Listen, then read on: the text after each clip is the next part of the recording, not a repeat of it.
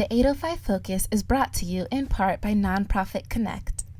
Nonprofit Connect provides superior leadership tools and resources so nonprofit leaders and board members can make valuable decisions to move their organization forward to a sustainable and vibrant future. More information on services online at nonprofitconnect.org.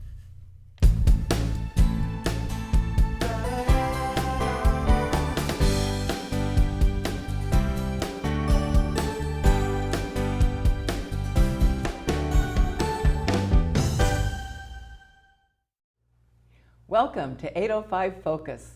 I'm Dr. Cynder Sinclair with Nonprofit Connect, and we will be bringing you the latest on your favorite nonprofits. So get ready to be inspired. Our special guest today is Jamie Collins, and Jamie is Executive Director of Girls Inc. of Carpinteria. Welcome, Jamie. Thank you so much for having me. Yes, I'm so glad you're here. Me too. So if you would, please, tell us about Girls Inc. and what typically goes on there, or at least did go on in the normal times before the pandemic challenges. Of course. So our vision is empowered girls in an equitable society. So we really try and acquire that vision through our mission of inspiring girls to be strong, smart, and bold. So typically that would look like an after-school program, outreach programs on school campuses, and a summer-based program and our 5-year college-bound Eureka. With the pandemic, obviously we've had to shift, and I really think for nonprofits it's kind of highlighted the need in the community and the gaps that we fill in the community. That's a very good point. Yeah, so we've been really fortunate in being able to continue our programs and in some areas expand them. To really support our families as they went back to work, as our kids were in remote learning, as well as just the socio-emotional health of everybody. So when you say remote learning, right, so the kids were in remote learning with their schools, and because you're so closely tied with the kids to their schools and all that, that meant you had to go into the same sort of format. Exactly. So we became the school day. We were open from 8 a.m. to 5 p.m. So we were the in-school day program and the after-school program. And our facilitators had to become secondary teachers. And they really stepped into that role just to support the best they could, you know, getting kindergartners on Zoom or middle schoolers engaged in their Zoom learning and keeping their cameras on. And, you know, as adults, it was hard for us to adjust to the Zoom world. So only imagine being a child in that situation. So now that, well, we're still experiencing some of the challenges of the pandemic, so are you having a hybrid approach now? I mean, do girls come to your facility at all now, or is it only Zoom? How is that? Yeah, so we did 14 months of adapting every situation. So when the schools were fully remote, they were with us. When they went hybrid, they were with us on certain days. And then when they went back to school in Carpinteria, they went back to school in about May, and we became a traditional after-school program again. So luckily in Carpinteria, at least right now, they're still in school. We pick them up after school, and they're with us until 5:30 at night. So you pick the girls up at school? Oh gosh. Yeah. That's great. Yeah, we have a fleet of 5 vehicles and are able to provide transportation from our local elementary schools directly to our center. That is wonderful. So I'm sure there's a fee for your services, and I'll bet there are also scholarships for those that can't afford it. Tell us how that works. Yeah, so we try and keep our fees minimal because we really want to be able to support the greater community. So our fees are $100 per week. However, 77% of our families are on some type of scholarship. Oh gosh. So last year alone, we gave over just $100,000 in scholarship, and this year we aim to give slightly higher, about $125,000. Just because we're actually seeing the financial burden of the pandemic hit families now. Oh. You know, everybody kind of made it through the first couple months. I shouldn't say everybody, I shouldn't generalize, but a lot of our families kind of made it through. Yeah. But now with the continued reduction in work hours, layoffs, and furloughs, it's really starting to linger. So Jamie, your services at Girls Inc. Carpinteria are really vital to the families of Carpinteria. I can see that. Yeah, Carpinteria is unique in that we're very geographically isolated for our small town. So a lot of people think, oh, you're only 20 minutes from Ventura or 20 minutes from Santa Barbara, but there's not a great public transportation system. A lot of our families don't have vehicles. So our community is really unique in that we try and build collaborations around us in order to support all of our families locally. That is really a good point. So, all right, let's talk about collaborations. I bet you collaborate with a lot of different organizations. Yeah, we do. I mean, again, we're really fortunate in Carpinteria. We have great organizations. We collaborate with the Carpinteria Art Center to provide art programming for our girls. Carpinteria Children's Project is another one, as their students from the preschool age are a feeder into our program. And then, of course, the Boys and Girls Club, because they're the only other nonprofit in Carpinteria that serve school-age children. So there's only 2 of us to serve the 2,000 kids in the district. 2,000. So like with the Art Center, do you transport the kids to the Art Center, or do they come to you? Or a little bit of both? So they typically send their instructors to us. Oh, okay. And during the pandemic, they got really creative, and they would have their instructors do YouTube videos, and they would send our girls the supplies while we were in all-day programming. And the girls would be able to watch YouTube videos with dedicated professional instructors and kind of go through the different lessons. Wow, I guess they really like that. Yes, yeah. And it was nice because it slowed it down, so they could pause if they were a little bit behind and then rewatch and things. Oh, that's good. Yeah. Gosh. You really have been creative with all of this. Yeah.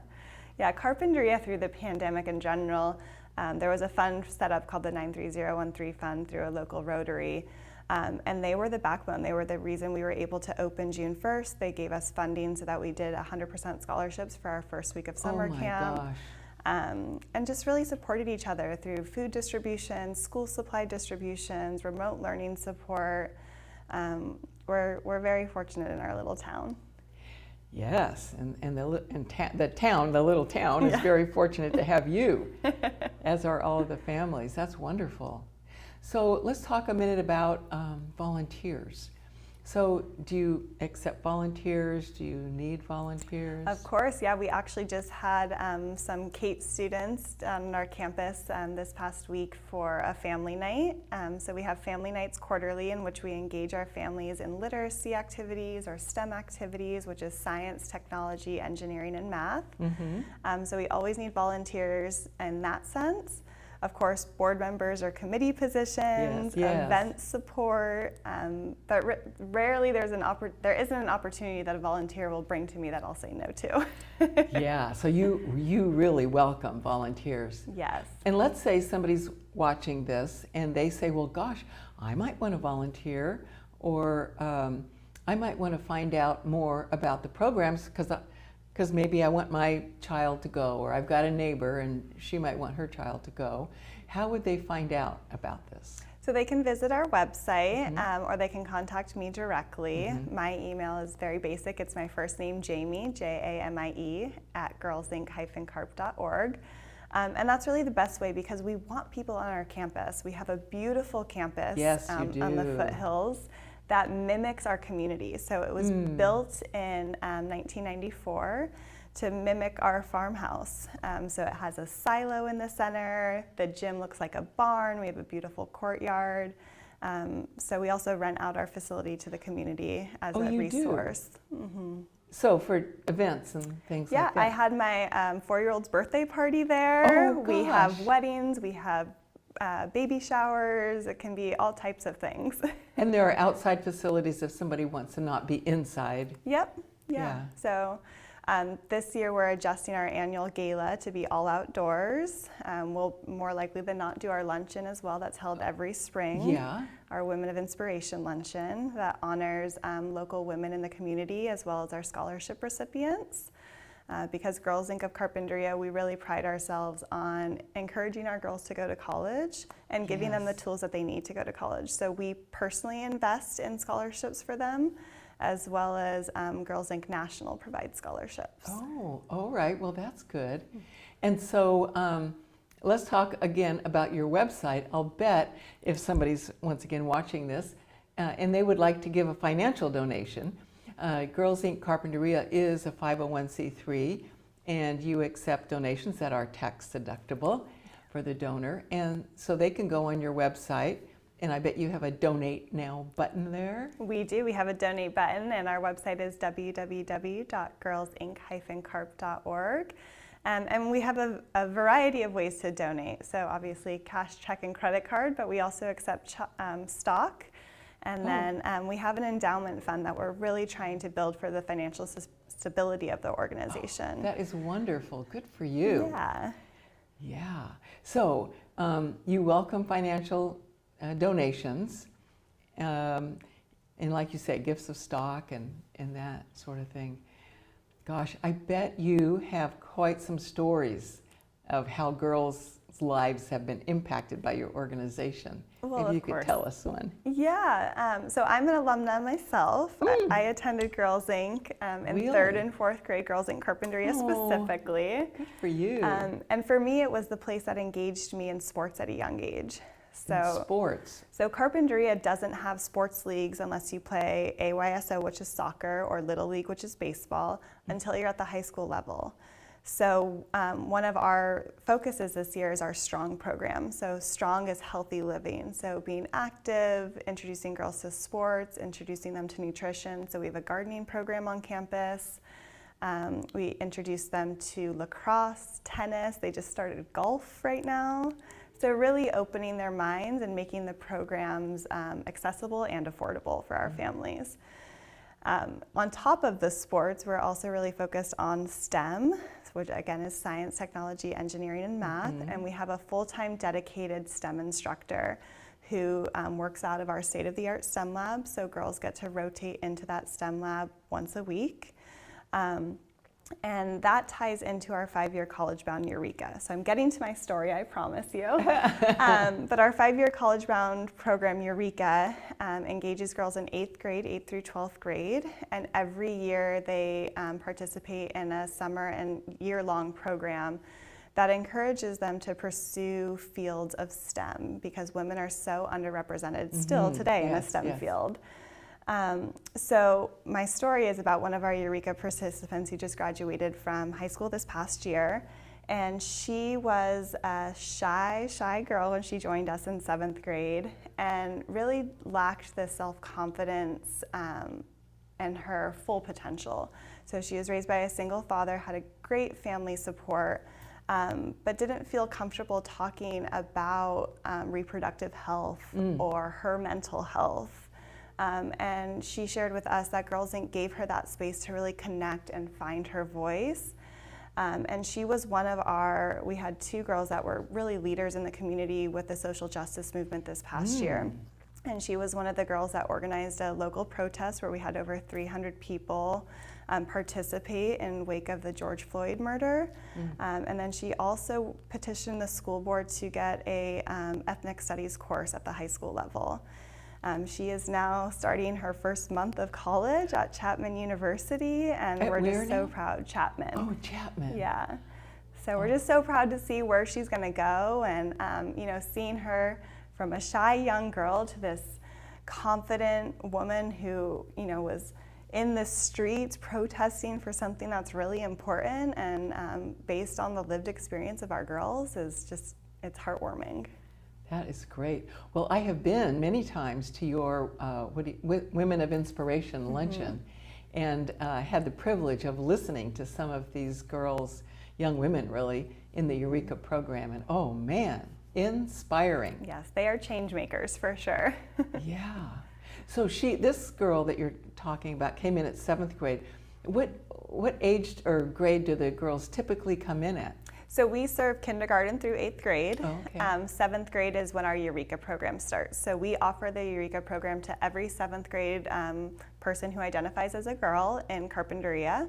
And they have the chance to apply and be accepted to the program, and it's a 5-year commitment, but it is truly life-changing. We're in our 10th year of the program now. So our first cohort will actually be graduating college this year. Oh gosh. Yeah. And so when you think about those girls in in all the cohorts, would you say that the great majority of them have graduated or are going to graduate college? So we're actually doing a survey right now to figure out where people are on their path to graduating college, but I can tell you that 100% of our Eureka graduates did start post-secondary education. So whether they've been able to commit to it, we're still finding out. So they started it. They started, yeah. And at least they got a taste for it and decide if it's for them or not. Exactly. And we are also shifting our focus that while we push for college bound, we also want to make sure that our girls who want to are career ready. So we had a girl in our most recent cohort who was also looking into getting her real estate license. And so we set her up with an internship at a real estate company, and so start building their passions from there as well. That is wonderful. So you really tailor that approach to what each girl is interested in. Exactly, and that's part of the Girls Inc. experience, is a pro-girl environment with mentoring relationships where we are able to tailor our programs to meet the unique needs of girls. Gosh. Well, okay, tell us another story. Let's see, we have so many. I think, we're celebrating our 50th year this year in 50. Carpinteria. Oh my. I know, I don't look it, but we're 50. So yeah, we started as a one-bedroom house down on Maple Street with just 33 girls in 1971.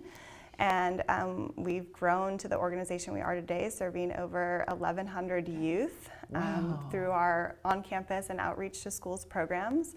And I do want to dispel a myth, so we do serve girls and boys. Oh, okay. So we serve boys in our healthy sexuality programming at the middle school and high school level. We've been teaching comprehensive sexual education for 25 years in Carpinteria Unified. Gee. So we're really seen as leaders and advocates, and really the expert on girls. That is wonderful. So Jamie, we have about a minute left. Is there anything else you'd like for the listeners to know about Girls Inc. of Carpinteria? Just that we're deeply committed to our community, to being intentional in our programs, and to growing alongside the world. So whatever that looks like, really advocacy is an underlining component of our programs, and really teaching girls and inspiring them to be strong, smart, and bold, because they're our future. Yeah, that is just so wonderful. Well, thank you so much for the really important work that you're doing in the lives of these girls, these families, and the whole community. Thank you for having us. We really appreciate it. And thanks for being a guest on our show today. Thank you. And thank you for joining us on 805 Focus, and we'll see you next time.